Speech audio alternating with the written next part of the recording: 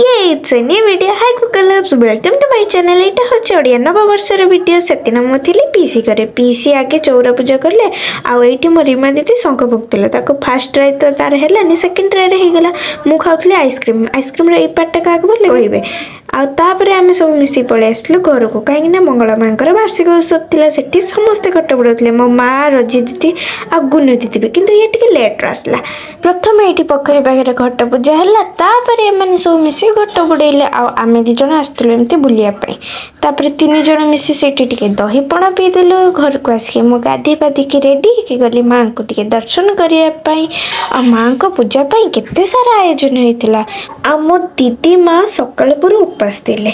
ये मो बिक्की मामू जे कि प्रसाद बांटू थिला। एठी समस्त को प्रसाद बांटा होतला। मु प्रसाद नै कि चली आसीतिली घर को आसी कि एते सारा टेस्टी खाइबा को आ डेरी न करी कि जल्दी जल्दी खाइदेली। आ संध्या बेले मु जाइथिली मंदिर को पूजा देखिया पई। सेठी होतला आरती, तापरे आरंभ हो गला पुण्णाहुति आ मंदिर परिक्रमा। समस्त मंदिर रे परिक्रमा कले।